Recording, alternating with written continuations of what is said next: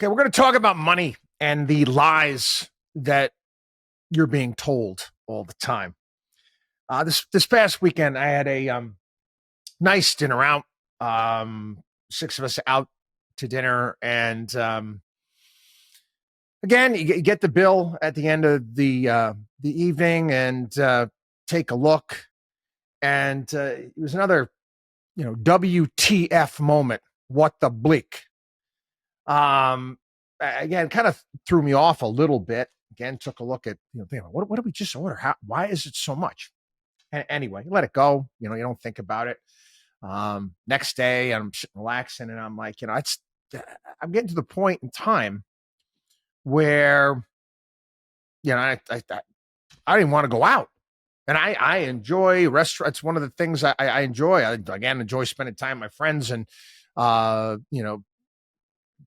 love food and all that stuff. I said to my wife, I said, I don't care. We'll just have a party here every weekend. I don't care. I'll cook. I don't care. I'll grill. This is getting ridiculous here. And it's not so much just about the money. It's the fact that I feel like that I'm getting ripped off. This is insane.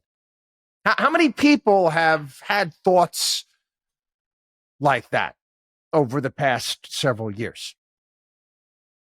Out of curiosity.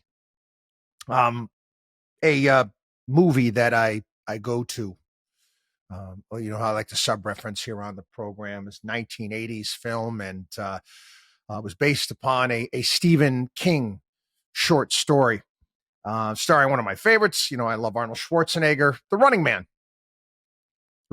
And the bad guy, Richard Dawson from Family Feud, in that movie. And the whole point is again, at the end, is that you want to get the truth out to the public about what's really going on.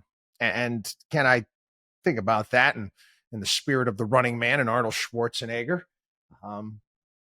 Killian is lying to you. That was the name of the bad guy, Richard Dawson's part. All of these powers that be, the pundits, the economists, the politicians, the members of the Fed, 99.9% of them are lying to you.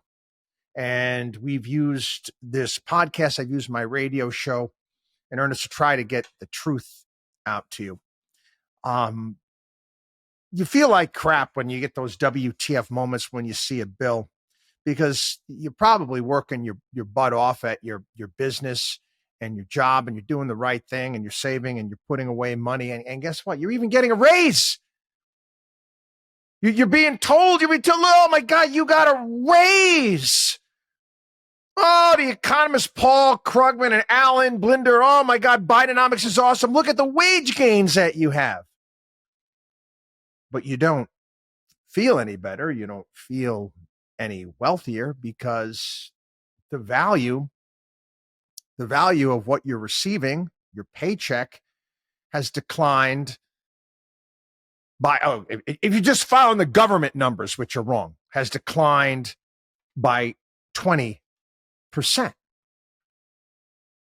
It's by 20% just over the past few years.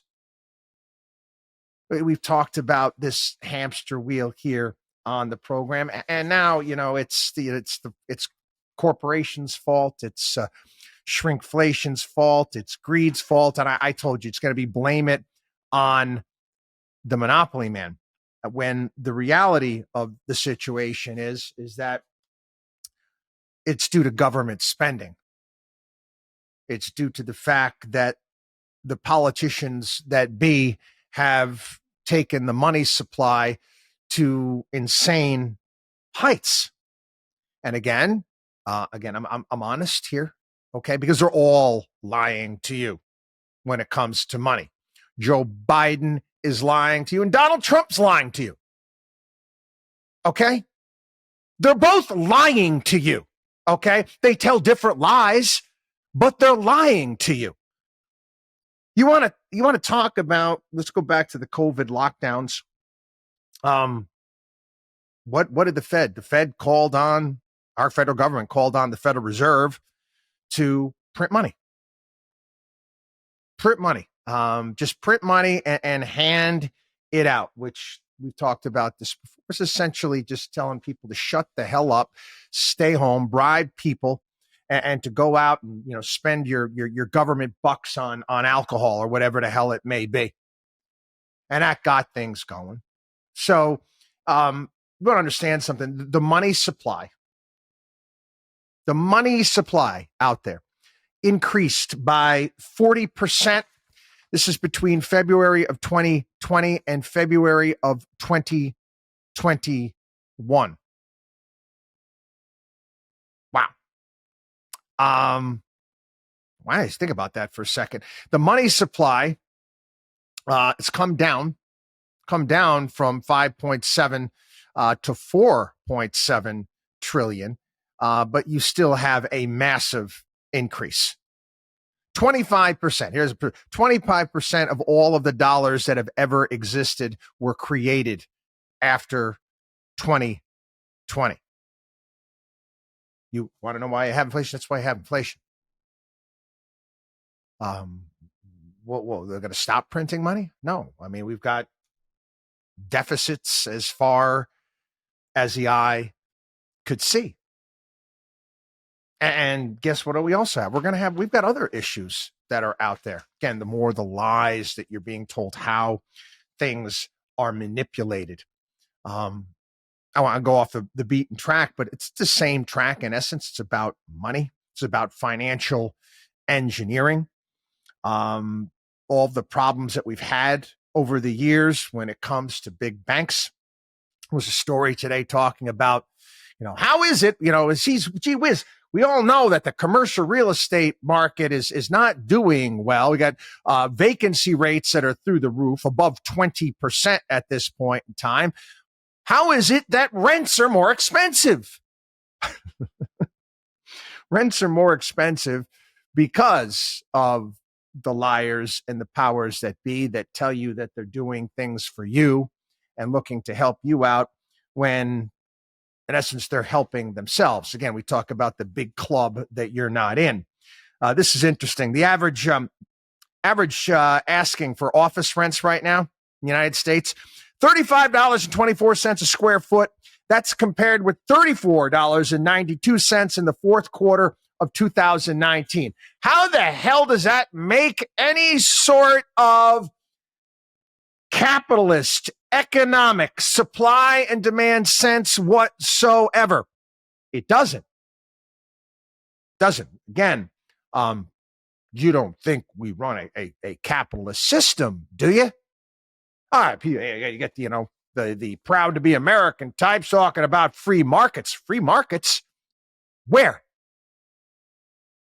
These markets are manipulated by the powers that be and banks and the financial engineers that don't allow prices to set where they're supposed to, because, again, it hurts, the too big to fail institutions, which are tied in to everything we do at this point in time and everything that we've become as far as a nation. And I take you back in time. This is early 1990s, and I was in New York, and I was meeting with a friend of mine from high school who was working at an accounting firm, and was talking to me about his brother. His brother was working at the time some sort of hedge fund, and he was trying to explain to me what he did in creating assets. Again, I was a kid; I didn't understand, and I remember my friend explaining to me that his brother said that he could create an asset out of cockroaches racing on the floor, and then proceeded to try to explain to me how that's possible. And again, maybe I'm just not that bright or that smart to understand it, but I didn't get it. And I've talked about this before. The fact that I don't understand nonsense has helped me quite a bit over the years. Remember that line there, Tom Hanks in Big? Well, I don't get it. How is it toy fun? I don't get it. How is this an asset? But anyway, that's what we have now is we have securities with all of these mortgages in them, and these buildings are worth something. They're said to be worth something based upon what they're renting out their office space for, even if they're not renting out the office space. So these landlords would rather not rent out the space at a reduced rent, because it can then blow up the covenants in their deals with the lenders and cause all sorts of problems. So we have a complete disconnect in the free market. It's not a free market. This is financial engineering. It's artificial. It's not real. And guess what? They're all holding out now. You want to see how bad it is? Here's some of the numbers. Businesses occupy 200 million square feet less than they did before the recession in 2020.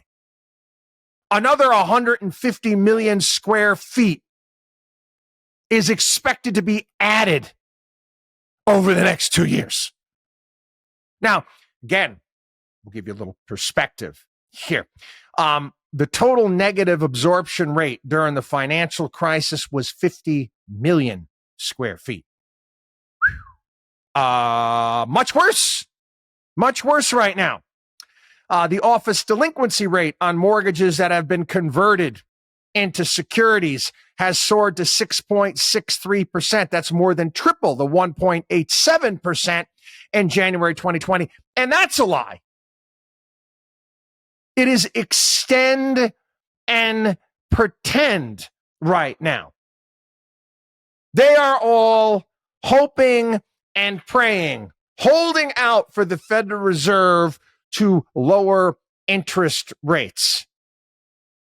To lower interest rates, to see who can hang on a little bit longer. Oh, we're going to see defaults. We're going to see issues. But again, we're not ripping the Band-Aid off by any stretch, and it wouldn't surprise me at all that we get another bailout. People, we had a bailout last year.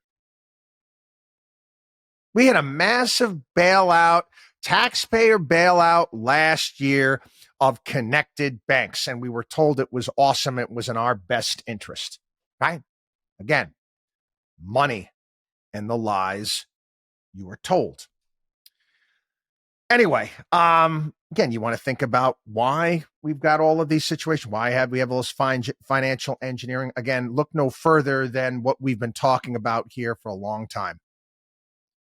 They repeal Glass-Steagall. They do all sorts of crazy things in the 1990s. There's stories reading today. You want to talk about the numbers? 10,000. Almost 10,000, excuse me. I'm going to be right. I want to be right on the nose here. 9,830 banks have disappeared since 1985. 9,830 banks. It's not them going out of business. It's them being gobbled up. Yeah. That is the reality. We have 4,587 banks remaining in the United States, down from 14,417. 4 banks right now control $9.3 trillion in consolidated bank assets, which is close to 40% of all assets, all bank assets out there. Too big to fail. Too big to fail means what? They can do whatever the hell they want. Do whatever the hell they want. Take on whatever risk they want. They can't fail. I like to remind everybody, go back to days of Barack Obama when Eric Holder was asked, I don't remember who was posing the question, talking about going after some of the big banks and some of the things they were doing to customers. He basically, and I'm paraphrasing, said, what am I going to do? I'm going to cause a financial panic? Can't do that. These institutions have got, they're omnipotent, if you will. Let's just be honest. Let's call it what it is. We've allowed this to happen, but we're told once again that it's in our best interest. Again, money and the lies you are told. I'm, people have been listening to this program for a while. Know I'm a big fan of economist Judy Shelton, and Judy Shelton should be on the Federal Reserve Board. She wasn't allowed on. Congress wouldn't let her allow on because she's an independent thinker. And again, she'd be one of those people out there like Schwarzenegger. She has been one of those people like Schwarzenegger in The Running Man, telling you that Killian is lying to you. Can't have that. I was pointed in the direction of this story. It's off the New York Sun. I didn't see this piece, and I appreciate this. Judy put out a piece. What happens if, amid an election, the Fed cuts key interest rates only to see inflation surge again? And in this piece, Judy Shelton talks about kind of like, well, she actually goes back to prior transcripts of the Fed and the things that were said behind closed doors and understanding money. What happens? What happens if the Fed cuts rates and inflation goes back up? And again, I've said right here, there's little that the Fed can do. You already had Jay Powell come out. He came out last week and said that, his interest rate is likely at its peak. Okay. The Fed's definition of price stability. It's not about delivering, this is from Judy's piece, not about delivering sound money that retains its value, but rather something different. It's about convincing you that slow inflation, we're going to manage this. It's all good. We got our 2% target. That's our target, a 2%. We're expected to accept that's somehow a good thing. Meanwhile, we've been beating the drum here on this program for years saying, no, it's not acceptable. Inflation is much, much hotter than they're letting it onto. And you feel it. You know it. You know it deep down inside. You know it. You feel it in the bills that you pay, the hamster wheel that you run on. Again, it's just like I'm talking like Morpheus from the Matrix here, asking you to take the red pill, for crying out loud, to see things for what they are. Anyway, in terms of political philosophy, though, it's the difference between empowering individuals versus government. How did the Fed's mandate to ensure stable prices transform into a monetary policy to generate 2% inflation? Ever think about this? This is brilliant. What is the economic rationale? Would Congress have publicly approved the idea that targeting 2% inflation was consistent with regulating the value of the nation's money in accordance with constitutional and legislative intent? Now, she goes back again. I know there's some heady stuff today, okay? Follow along with it. It's important. The Full Employment and Balanced Growth Act, this is 1978, the Humphrey-Hawkins Act, established national objectives for government policymakers that included stable prices, maximum employment, and a balanced budget. It called for the reduction of inflation to zero by 1988, provided that this goal would not interfere with its 3% unemployment objective. Does that mean the Fed's inflation target rate should be zero? When we talk about price stability as a goal, setting aside the measurement problem, are we talking about price stability? Are we talking about zero inflation? This is Alan Greenspan, talked about this in 1996. And he said we had a wonderful argument brewing. This is, again, transcripts that Judy Shelton cites in her piece. Janet Yellen was a Fed governor at the time, advocated for a 2% inflation rate, but no lower, saying that she called it the greasing the wheels argument. She suggested a little inflation lowers unemployment by facilitating adjustments in relative pay in a world where individuals deeply dislike pay cuts. Since employees resist pay cuts even when firms are experiencing losses, this greasy wheels theory, inflation provides cover for achieving real wage cuts without imposing the blow of reducing nominal pay. She's talking about dealing with the human psyche. Basically, what she's saying is people out there are dumb. People, we're so much smarter here. Okay? So we'll allow for inflation. We'll allow for inflation to give people the idea, the feeling that they are making more money when they really aren't. When they really are not. Again, this is Janet Yellen. This is Treasury Secretary of the United States. This transcript that Judy Shelton looked into. This is brilliant stuff. And Yellen, she cited a survey where she talked about Americans agreeing with the statement that if my pay went up, I would feel more satisfaction in my job, more sense of fulfillment, even if prices went up just as much. 28% agreed with that. 21% partially agreed. 27% completely disagreed. And then you have another individual here, time president of Federal Reserve Bank, Cleveland, Jerry Jordan, challenged the money illusion. Here, they call it money illusion. I call it the lie. It's a money lie. That, again, he says, in my view, businesses and households make their best decisions about the future, whether personal investment decisions or business decisions, when they expect the purchasing power of the dollar to be the same in the future as it is today. I happen to agree with that.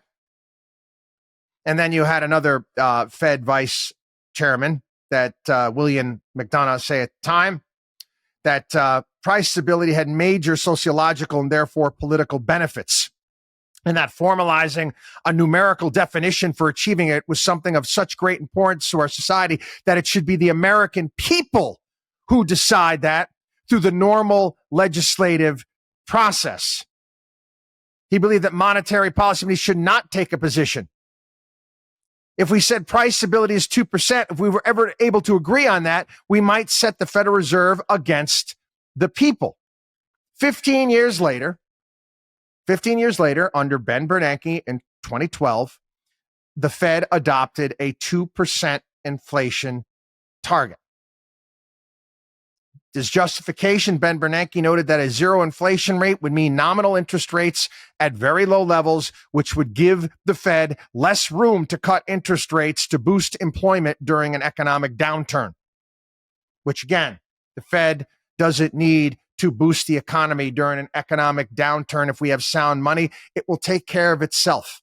Eventually, it'll work its way through. Again, Bernanke said anybody disagreeing with his statement, he said, well, their argument is weak. And he said this, unless you're one of those people who does their lifetime savings in the mattress. And Judy called that basically the policy version of Hillary Clinton's basket of deplorables. And she concludes her argument here. Upholding the nation's monetary standard deserves more respect. The power granted to Congress in Article 1, Section 8 of the Constitution to coin money and regulate the value is in the same sentence that grants Congress the power to fix the standard of weights and measures. She concludes her column. As Thomas Jefferson wrote in 1784, if we determine that a dollar shall be our unit, we must then say with precision what a dollar is. He believed America's money should provide a dependable and constant standard of value worthy of self-governing people. I know this is a lengthy podcast today, and we get into some heady topics, but I'm feeling it. You're feeling it. We're all feeling it. Okay. The powers that be, they're lying to you again and again and again.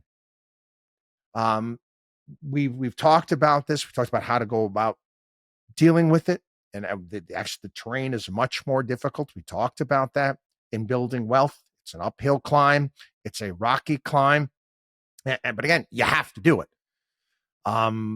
We don't have really any sort of change agents right now waiting in the wings looking to tackle this or bring this up. We don't. Like I said, we got the two leading candidates for the president that they're not even discussing. We're not even talking about lowering deficits, making any sort of financial sense. We're placing blame, we're pointing fingers, and we're continuing to lie to the American people. Again, people, a lot to digest here today. But this is what we're dealing. This is what we're going to continue to deal with. How you go about dealing with this, how you go about handling it, invest wisely. Invest wisely, making sure that you have assets that are going to be able to grow and exceed inflation. People, there's no other way around it at this point in time. Okay, there is no appetite. There's no appetite on either the elephants or the donkeys to do a damn thing about it. And every single time I come out here on this program and I criticize, I'm poo-pooed by people out there. Oh, Chris, don't worry about it. You support Trump. He's going to get in there and then he's going to do something about it. What? What gives you that idea? I'm just throwing that out there. What gives you that idea? I don't see it. As far as spending is concerned, two sides of the same coin, guys. That's the reality. And we've talked about, the most, again, the national security concerns, our national debt, where we're at, all of the issues that we have. This is the number one issue, should be our priority. Is it a priority? I don't even think it's on their list of things that they're talking about right now. Money and the lies you are told. WatchDog on WallStreet.com.